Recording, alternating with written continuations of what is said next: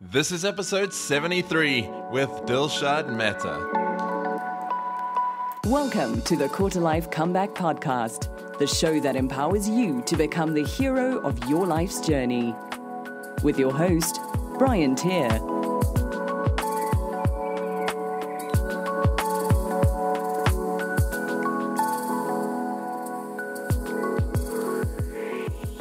Hey guys and girls, welcome back to another episode of the Quarter Life Comeback Podcast, episode 73 today, and I'm really excited to be speaking to none other than Dilshad Mehta.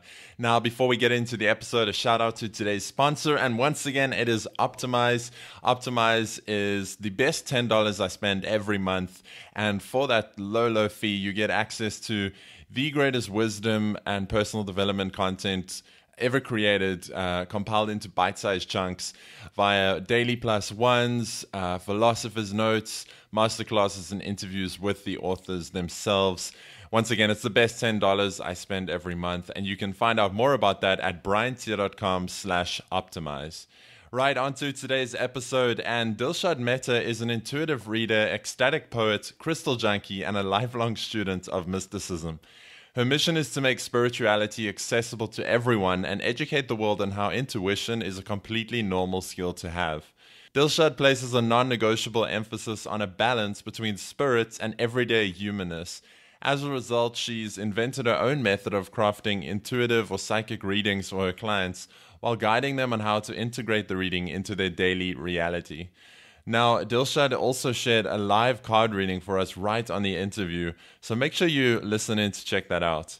In today's episode, you're going to learn what does it really mean to be spiritual, the 3 criteria for effective spiritual practice, how to connect with your own intuition more frequently, the basic practical exercises for getting started with spirituality, and how to find a spiritual practice that works for you. As always, you can get the links and resources we mentioned in this episode at bryanttier.com/073. But for now, let's go hang out with Dilshad.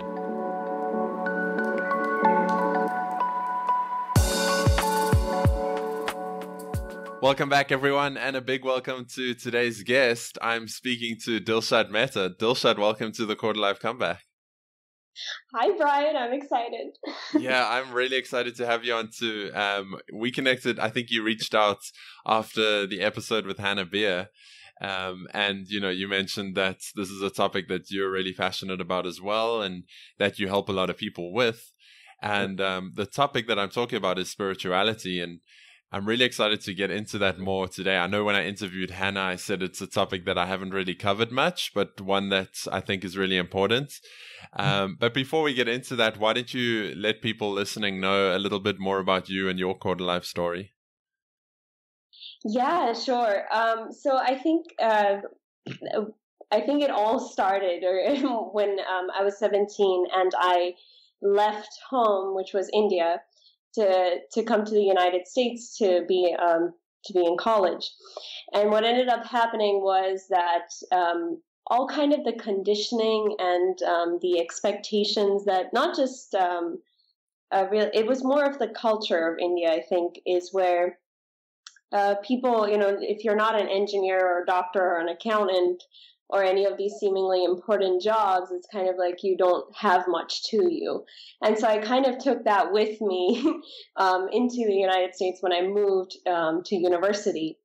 And I was like, all right, which is the degree that would give me the best job and the most money when I graduate? And that was and which is a degree that won't kill me in the process, and that was business. And so that's why I picked up business. But on the side, I was doing these little courses in secret and in hush-hush, like really deep psychology courses and communication courses and war, death, and suicide, like these really heavy subjects, but on the side, this little secret life that I had. And so as I was going through that, and of course I was right, I got one of the best jobs out of college, moved to Arizona, and I got everything that I wanted, the best job, the money, and I fell into the worst depression of my life in Arizona. And it was kind of like this, I got everything that I wanted and it wasn't enough. So it kind of threw me for a loop. And the secret life that I had with studying people and studying mysticism and spirituality kind of became more so the secret life, this double life that I was leading on the side. And also one of my friends who she started her own healing business. And so she was modeling for me what I really wanted to do with my life. So I was just like, oh my God, here's this woman doing exactly what I want to do. Why am I not doing it? And then I moved to California, and my secret life wasn't so secret anymore because I started talking about it. I started seeking mentors and healers and really going really deep into this stuff. Except now a new conundrum was presented to me, because some of the teachers and healers I would go to their workshops or study under them, and I would have this rage come over me, not just anger, but rage. And I couldn't understand why this was happening. So on one hand, I really badly wanted to study with them, but on the other hand, there were these intense emotions, but I would block them out and say things like, well, who are you? You don't know anything. Obviously, these people know better than you. So just be quiet, put your head down, and learn from them. And I tried, and it worked for about 10 seconds, and then it would be right back in. And around this time, my friend who had started her healing business, all the things that I was sensing was kind of wrong or not so right, those things came to a head, and her whole life crumbled. And I realized, I realized that I had been right all along. And there was something about these people, they would take kind of spirituality to an extreme. And so I kind of saw the two extremes of life. So one was a life with, this heavily involved with human drudgery and the humanness of life. And on the other side, it was like way off, high off into the ethers and not taking care of their humanity. Mm-hmm. And so I kind of saw two extremes, and it just, both of those experiences I'm really grateful for, because it helped me create this very grounded practice where I serve people in a way that is both, it comes from an ether-like place, but at the same time, it's very grounded and very practical and implementable. So yes, that's my story, Brian, in the nutshell. Thank you for sharing. So I just want to come back to how did you find the balance between those two extremes? So I did swing personally, right? I was all the way in human drudgery for a while, for most part of my life. And then I went all the way into spirituality and kind of experimented like just those people would do, which is, wearing long skirts and a whole bunch of crystals and mala beads. And I was like, there's something really wrong with this here. And that, fortunately, that was only, and it felt a lot like a cult. It was, they all spoke the same language and said the same things. And I realized that their words and my words, it was kind of like I had to be this person in order to be spiritual, and that's not what I was aiming for. So when I eventually moved the pendulum back into a nice, easy, medium swing, it was mostly like, well, I want to have a human existence. At the same time, I want to have a spiritual one.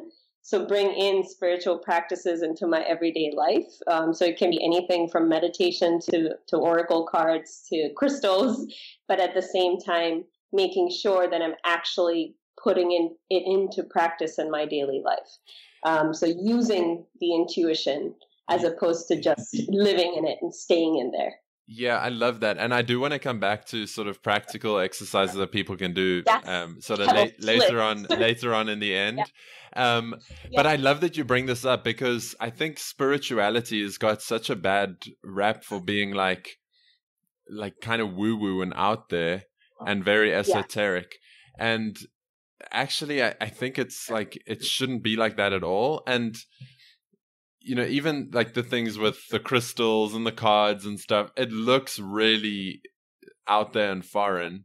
And I think there's so much benefit in those types of exercises.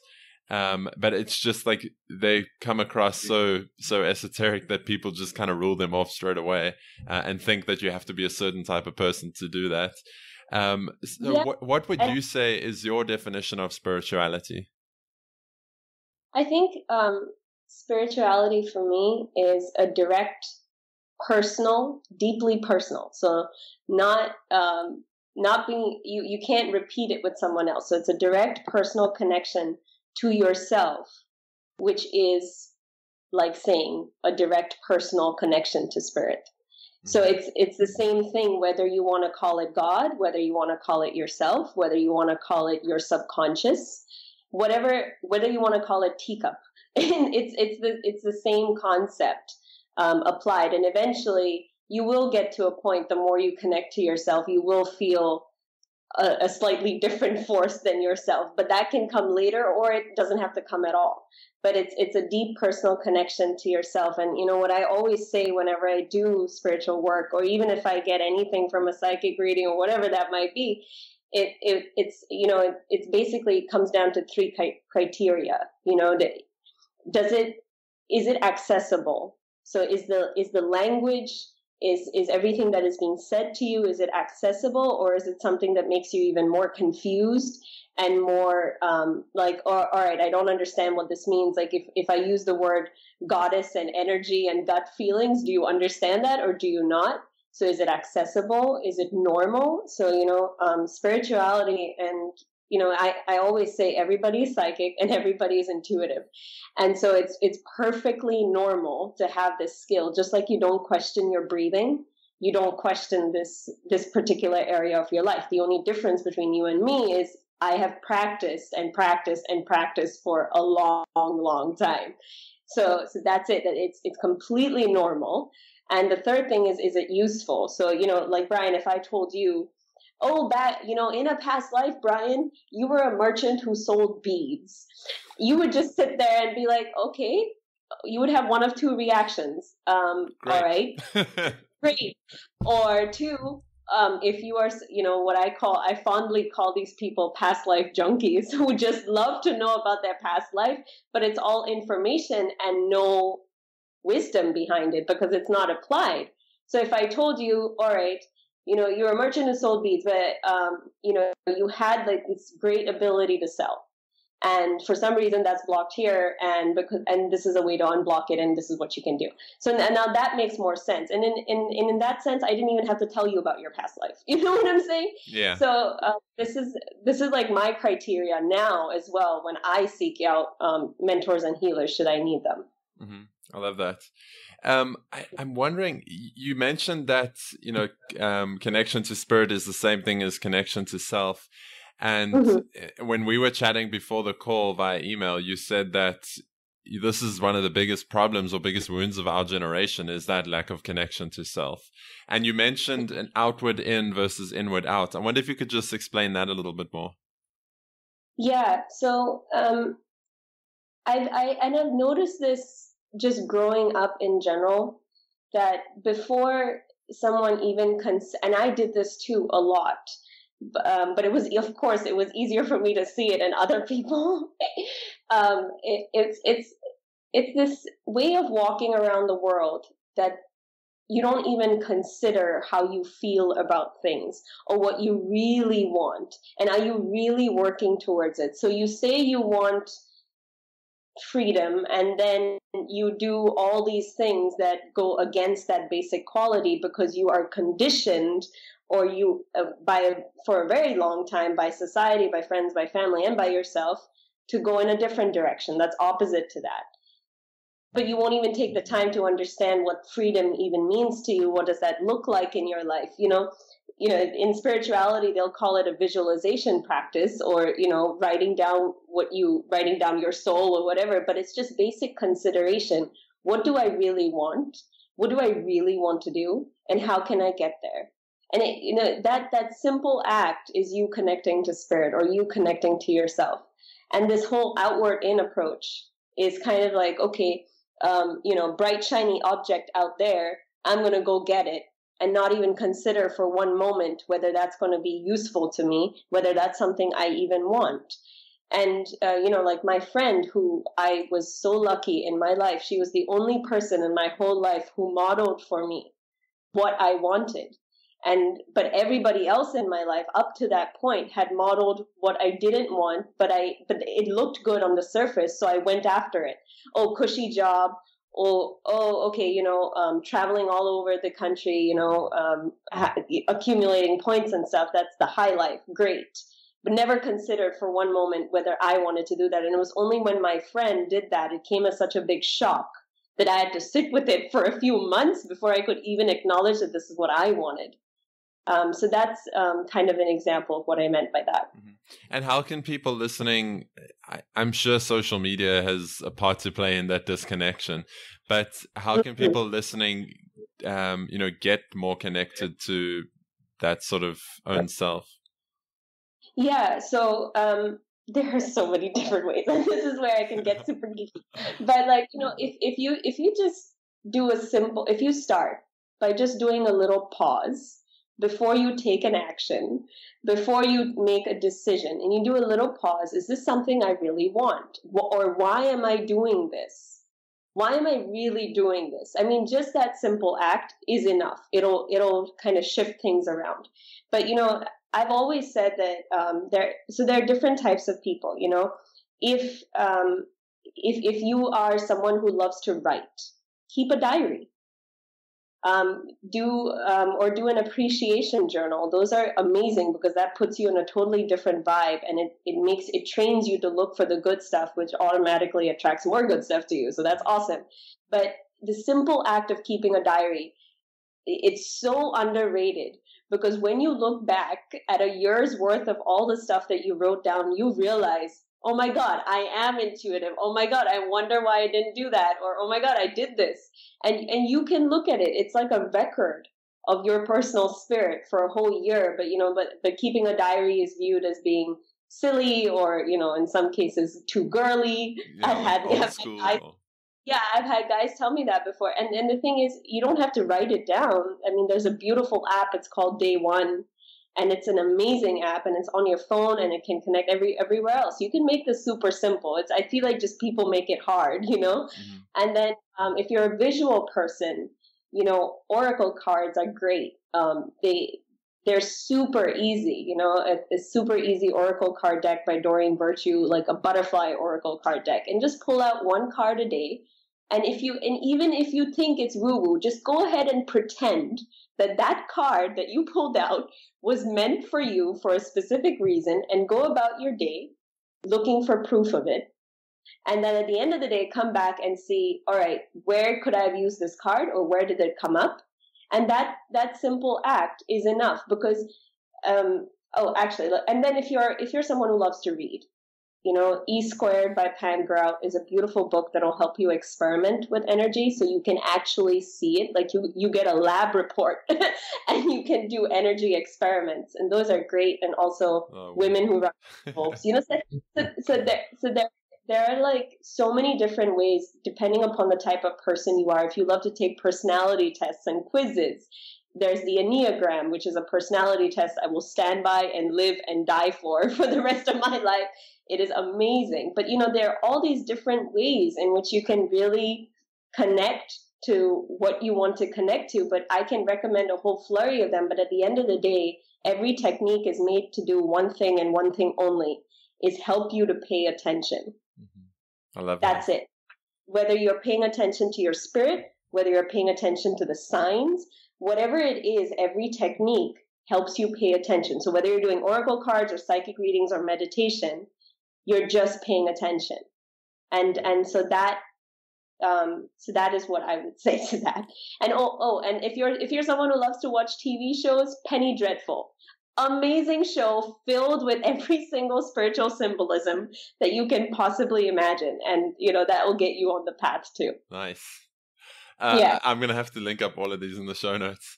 I asked you what your definition of spirituality is. And to me, it's just like, I've never considered myself a religious person, but I do now consider myself a spiritual person. And to me, it's just acknowledging the fact that there's like a bigger power or energy in control of everything. And like, you might call that God or universe or spirit or whatever you want to call it. I call it universe.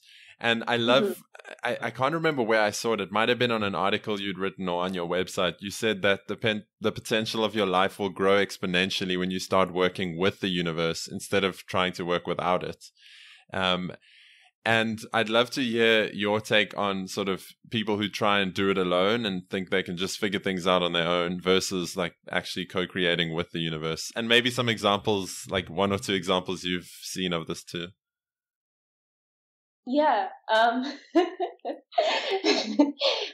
I think that most of my life has been an exercise in doing it alone. And it just felt so lonely and so hard. And it was kind of like, if you would imagine my body, like, you know, my physical self, it was kind of like my face and my head is forward and the rest of my body is backward. And I'm going through life, you know, using my mind and just trying to figure things out and sitting there. Whereas now it's more like everything is perfectly aligned and I walk with more like my heart out first into the world. And it's this attitude of being, it feels a lot like ease. It doesn't mean that it's easy. And in most cases, sometimes your challenges will be even more so, but you just flow through it. Like there's, you know, it's kind of like the Buddhist term of non-attachment. And that's how it feels. It's not that you're disinterested or apathetic. It's more like you're not attached to it as much as you used to be. So you flow through life with a lot of ease. And, you know, in my life, I think the most recent, one of the most shocking things that happened, because even to this day, I'm still surprised or shocked or like pleasantly excited about things that, you know, the synchronicities that pop up.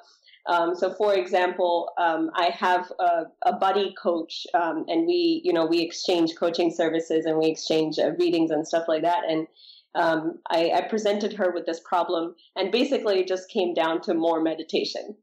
And I was like, okay, you know what?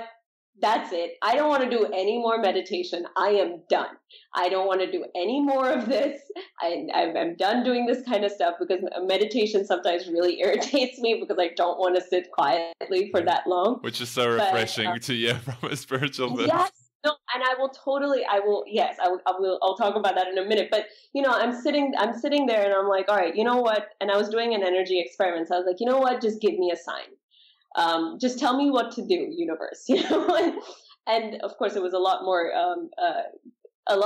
well thought out than that. But I went to pick up takeout from this Indian food place that I absolutely love.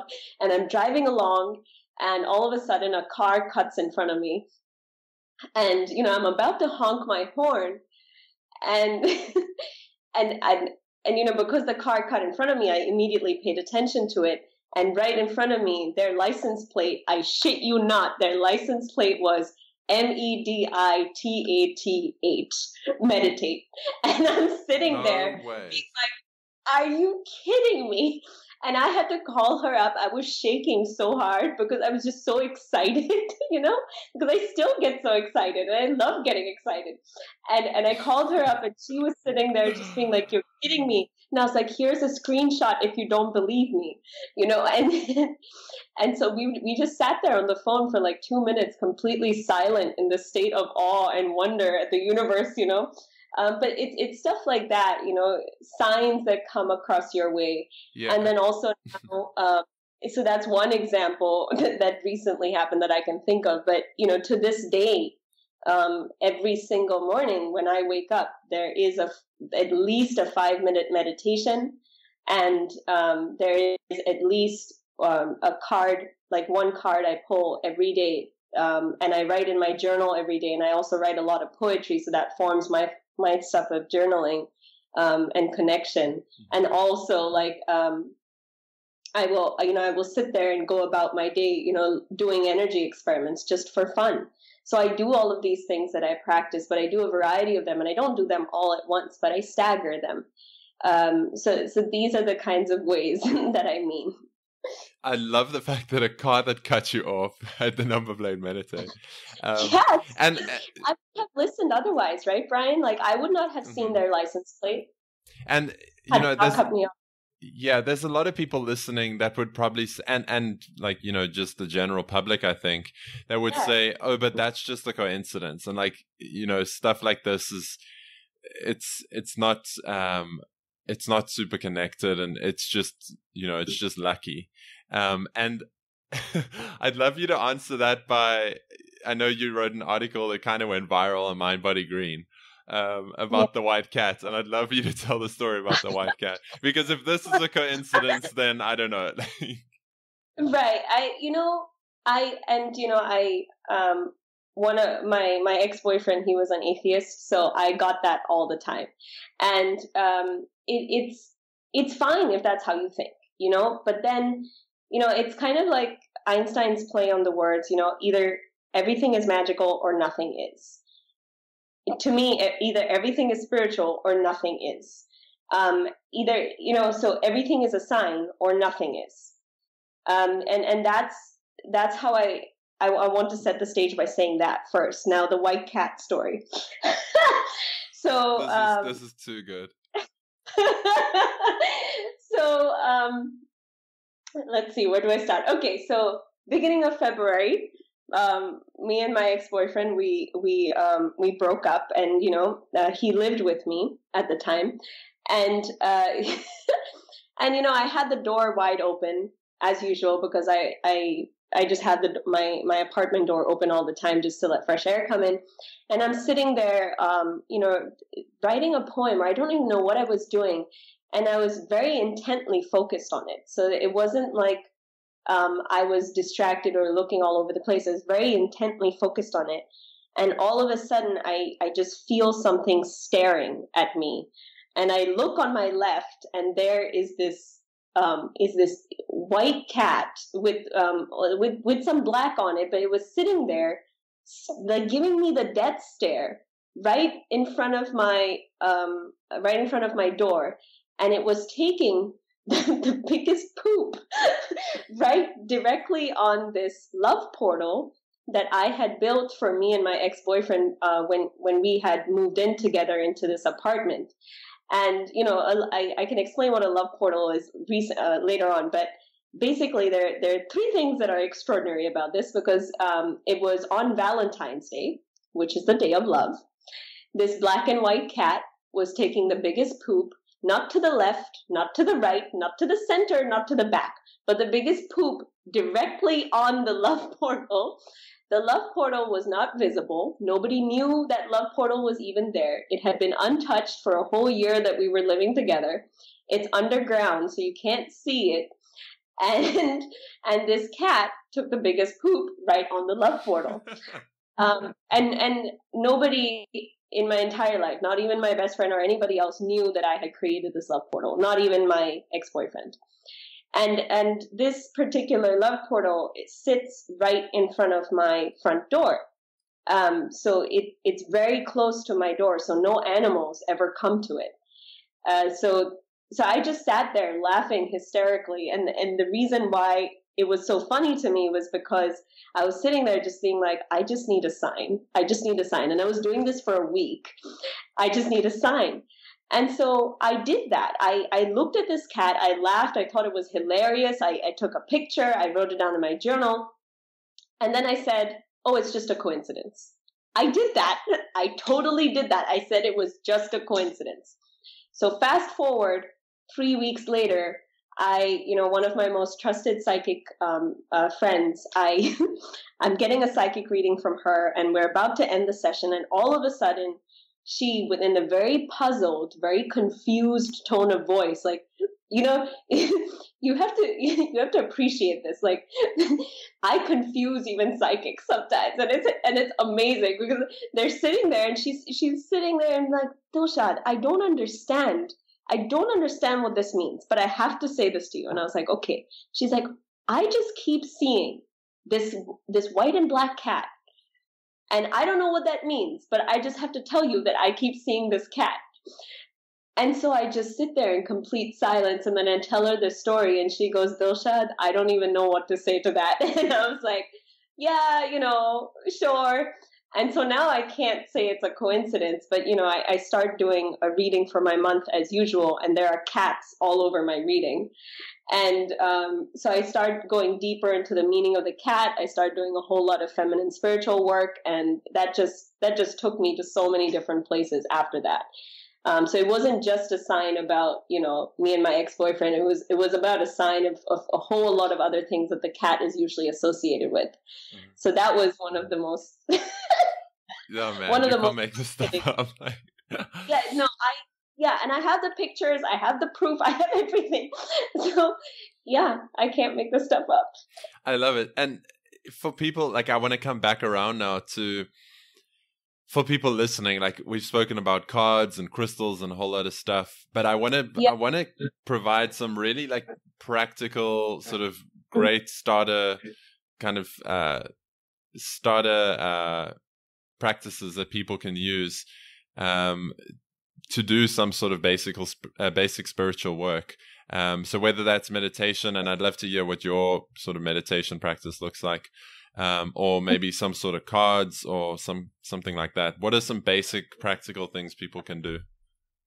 Yeah, so really it's so it really depends. Okay, so when you sit down and you say you want to do spiritual work, the first question would be like, well, what are you doing it for? Are you just doing it to have more flow, more ease? And so whatever it is, you make sure that you know exactly why you're doing it, right? Because we don't, just because you heard about this fancy, bright, shiny object outward, that doesn't mean you should be doing it. Just come inward and then go out and say, all right, this is why I want to do this kind of work. And you sit down and you say, all right, am I someone who really likes to write? If I'm not that person, don't pick up a diary. Don't do it. If you are a person who's very visual, then oracle cards would be it for you. So you have to start first with who you are, because at the end of the day, if it's not fun, it's not sustainable. So if it's not fun for you, if it doesn't come naturally to you, then don't start off doing something that you don't like in order to be something that you want to be, because it's never going to work. You have to have this attitude of play when you approach it. It should come so naturally to you. So if you're a writer, by all means, keep a diary and the appreciation journal that I talked about.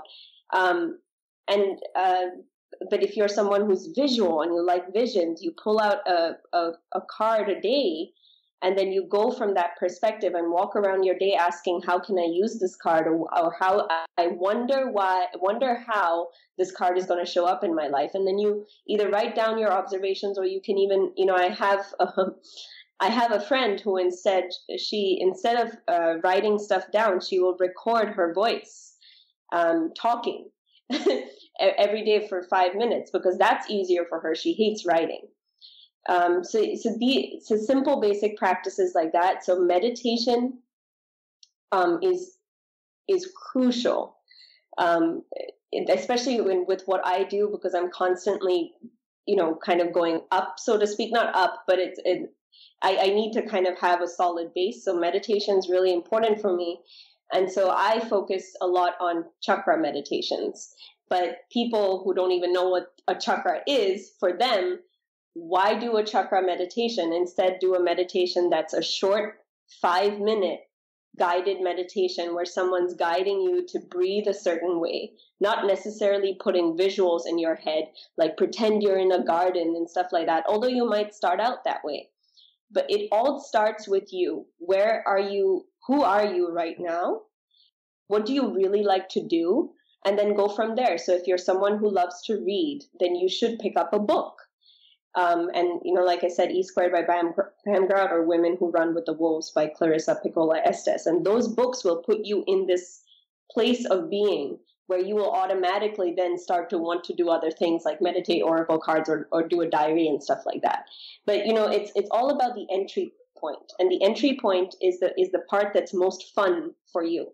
For me, crystals are fun. I don't do them because somebody else is doing them. Mm-hmm. For me, lighting candles is a lot of fun. Recently, I discovered Gregorian Chants.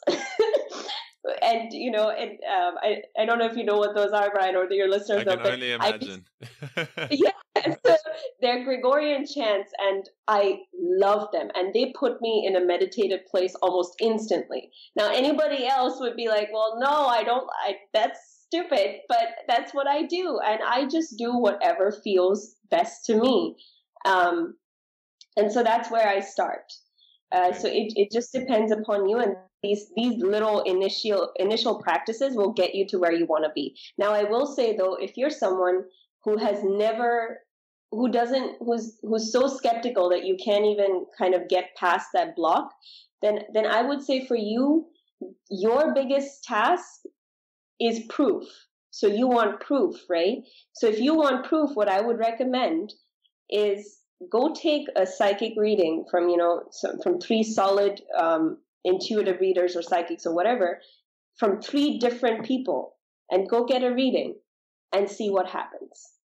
And so once you get over that hump of proof, once you get over that hump of, oh, it's just coincidence, and you get over the skepticism and the cynicism and the protectionism, and you will automatically go into this place of wonder, and then you'll be able to start doing these practices. So prove it to yourself and give your ego that chance, Cool. Give your ego that chance to get over itself.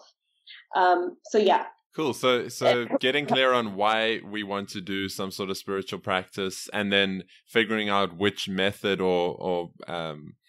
which method kind of resonates with us mostly, whether that's like visual stuff or audio or written, and then using that to put us in a place where we can be open to receiving guidance. Yeah, and for sure. And, you said audio, and that just struck a chord with me because, a lot of people will meditate while they sleep. They'll just put on an 8-hour sleep meditation it's freely available on YouTube, and they go to bed. And then they wake up and they feel a visceral difference the next day. So, you can do that. A lot of people use essential oils. If you're someone who loves smells, lavender. Great. Just dab it on the insides of your wrists and see what happens. If you're someone who loves taste and smell are closely connected, or you can eat good food and really sit and mindfully eat for 5 minutes. So there are a lot of different ways to go about this. But you have to start. Yeah, yes. Yes. I do it all the time. I sit there and I chew my food very deliberately for 2 minutes sometimes. Yeah. One of the methods you mentioned was oracle cards, and you actually prepared a card reading for people listening before this interview. I wonder if you could share that with us. Yes. Okay. So the first thing this is a first, by the way. I'm really excited about this. Oh, this is a first for me too. FYI, in the beginning, as usual, just to share a story of how I got over myself, because I still have to do this even today. I was sitting there being I don't know how to do this. I don't know how to do a group reading. How do I make it applicable to all the listeners who are reading? And then I would get the reading and I would keep fighting it.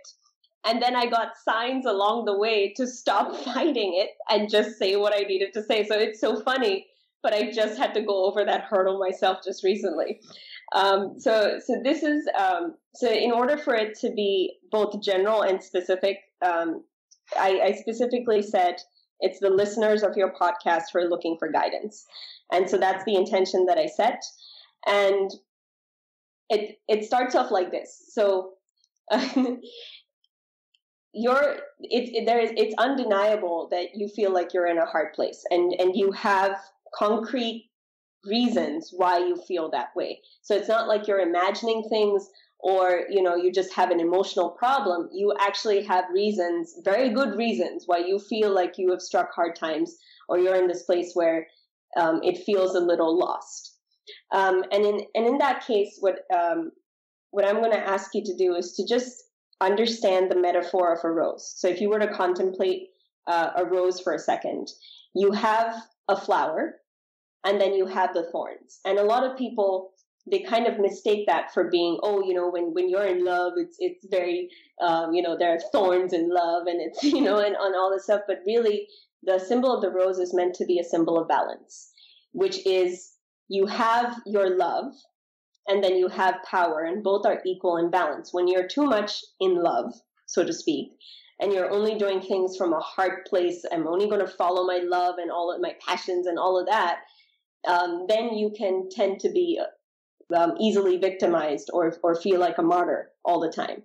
But then if you go after the other side, you go after the thorns and the power, and you keep going after the power constantly, then you're going to easily lose sight of what you love and become corrupt or greedy, or just fall into a really rock and a hard place again. So it's a balancing act between your love and your power, and with that comes true empowerment, because you have both your power and where you want to be and how to get there and proper boundaries. And at the same time, you're following your heart. And so that's really important, especially in the place that you're at right now, in this place of feeling like it's all too hard. The other thing is asking for what you want is always a good technique. And it's funny because we've talked about this so much already, and it came up twice in the reading that I did. So it's something that really needs to be said. When you think about what... Sorry to interrupt you. And I never heard this beforehand, by the way. Oh, yeah, no, you did. It's so funny because, and I'll show you the cards later on too. It literally said it twice, and then you kept bringing it up during the interview, and I'm like, wow, okay, I guess this really needed to be said, as usual. And so I was sitting there, and so the first part is, contemplating the flower and the reason for that. But the second thing is asking for what you want. It's about getting really honest, and because a lot of times we don't want to get really honest because we might feel like we're being stupid, or we have our head in the clouds, or it's just not possible. And I would invite you to just forget that for a minute and just learn how to be really honest about what you want. And the best way to do that is to go find someone that's kind of like your trusted, support system. Find that person and go confess. Go to confession, and treat this person and talk to them and tell them about those things, because it's a simple act of confession will really move it for you, because you'll realize at the end of the day that a lot of people struggle with the same things that you do, and you're really not alone. And everybody just does indeed want the same things that you do. And it will feel really validating, and you won't get so caught up in your head the whole time. And the third thing, which is, I think, my favorite part about the reading, is for just 1 minute, what I would like you to do is close your eyes and picture yourself in a really dark tunnel. And there are two things that are absolutely extraordinary about this dark tunnel. Number one, you can't see any light at the end of the tunnel. And number two, you know that you put yourself there. So the question becomes, what is the most efficient thing you will do in this tunnel? But you have two options, right? You can either walk the tunnel, or you can walk right back out. You put yourself there so you know how to go back out. But if you chose to be in the tunnel and you want to walk this tunnel, it behooves you to walk it well. So if you can't see anything and you can't use your sight, which is a sense that you have relied on all your life, you're now using your other senses. And in a lot of ways, you're becoming more primal. That doesn't mean more animalistic. It just means more in touch with the whole physical body that is you. So your hands, your ears, your feet, anything and everything. And every step is very, very deliberate, right? Because you don't want to step on a nail. You don't want to step in the wrong puddle. And you're feeling your way out. When you want to rest, you rest. When you want to yell and scream, you yell and scream, but only for a little while, and then you get back up and you keep walking. So it's very primal in the sense that you follow your cycles. You don't dishonor them. You don't judge them. You just say that this is what it is, like an animal does. I want to rest, I will rest. I want to get up and walk, I will get up and walk.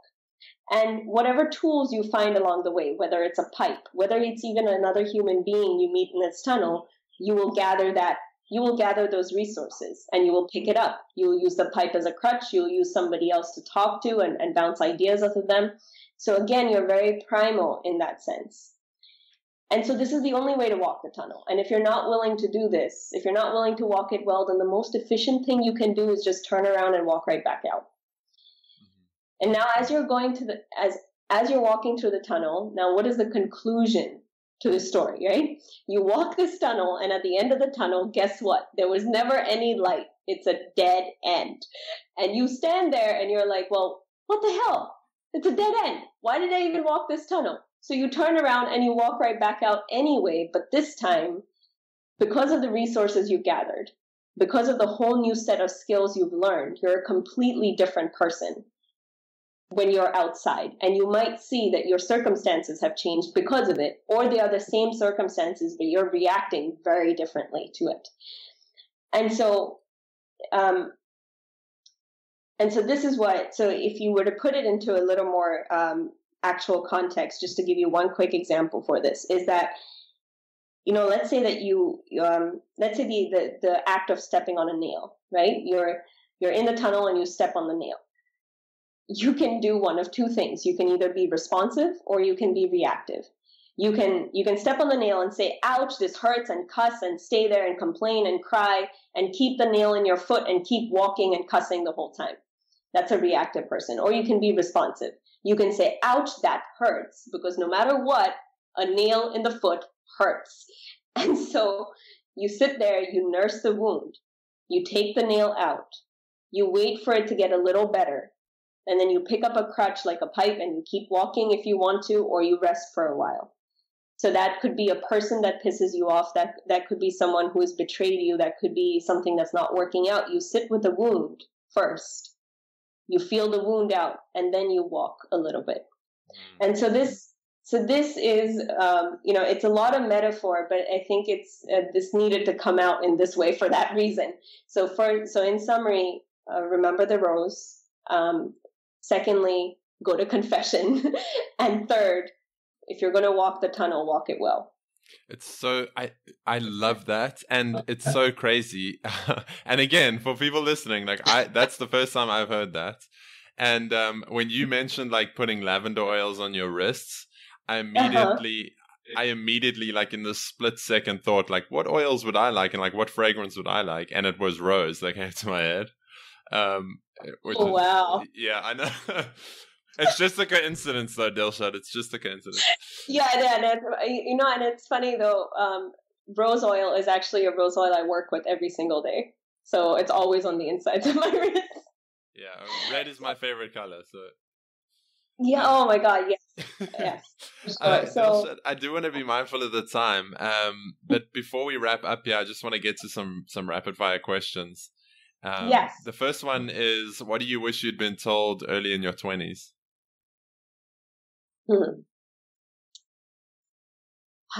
So many things. I wish I had been told that my feelings were important, that how I felt about something was more important than anything that I could do or say. Yes. What is you want me to put a more color? Oh, no, that's okay. What is the greatest opportunity for quarter lifers today? Technology. There is really no excuse to not be taking advantage of it. You can connect with someone all across the world in an instant. That's something to marvel at. That's really something to marvel at. Like I said, YouTube meditations. You don't have to pay for that. You just put on a YouTube channel and you can have a meditation in a second. Facebook, even, as much as we might not like social media, if you use it right, like there's so many opportunities. I mean, I met you in a Facebook group. I wouldn't be here if it weren't for that. And like even the diary I mentioned, right? Like Day One as an app, like all of this stuff is available to you. There's really no reason to not be using it. And also, the wealth of information that's out there, courses, just Google in general, you can just learn anything, to suit your fancy. So I think technology is the biggest thing. Yeah, I totally agree. I've got one final question before I get to that. Where can people go to find out more about your work and the services that you offer and all that good stuff? Yeah, so they can go to my website. It's dilshadmehta.co, not com, but co, so co. They can also connect with me on Instagram. It's again dilshad.mehta. And you'll find on my site that like all my offerings they're not just readings, they're just a very good balance of reading and also practical application after the reading. So everything that I've talked about, it's very much in there. So if you're just going to my site and expecting a reading, that ain't what I'm doing, and I probably never will do it. So go to dilshadmehta.co. You'll see that. So Instagram is my jam. That's another place you can send me an email with your own crazy stories, because I love hearing that. Even when you said it a bunch of times, that's crazy, Dilshad. I had this really coincidental thing that happened. I love hearing about that stuff. So you can email me at dilshad@dilshadmehta.co. Amazing. Dilshad, I have one final question before I get to that. I just want to take a second to acknowledge you for coming on today and sharing a bit about your story and your message. And more than that, just, you were in a place, I know you went through quite a depressive stage and decided to follow your own intuition and, eventually take the steps to do what you really wanted to do all along. And I love that you're helping other people get guidance and kind of connect to their true selves as well. So I want to acknowledge you for that. And the final question I have, which I'm sure you know, is what one thing can listeners do this week to start creating their own quarter-life comeback? Pick one of the methods I talked about, whether it's a book or the writing or the reading or whatever. Pick any one method and do it. Do it this week and see what happens. And that's what I would say. Just pick one, commit to it, and do it for this week. I love it. Dilshad Mehta, thank you so much for coming on the Quarter Life Comeback. And thank you, Brian. You hold a very sweet space. It's so much fun to interview with you. I wish I could do this all the time. Cool. I appreciate that. Thank you, Dilshad. You're welcome. Thank you. So there you have it, guys and girls. That wraps up episode 73 of the Quarter Life Comeback podcast. And a big thanks to Dilshad Mehta for coming on the show today and sharing both her story and her expertise. I really enjoyed this one, and I hope you did. If you did, please share it around with your friends on social media and shoot me a tweet at Bryant here to let me know your biggest takeaway. For me, it was the fact that spirituality doesn't need to be this weird, out there, esoteric thing, but it's something that we can all apply in some kind of practical way starting today. It's just about knowing why you want to do it, finding a technique that works for you, and then allowing that to build your interest and, build on that as you go forward. As always, you can get the links and resources we mentioned in this episode at bryantier.com/073, and make sure you subscribe at quarterlifecomeback.com to get all these episodes and more as soon as they come out. Thanks once again for joining me this week, and until next time, keep creating your quarter life comeback. Thanks for listening to the Quarter Life Comeback. Get started today by visiting bryantier.com.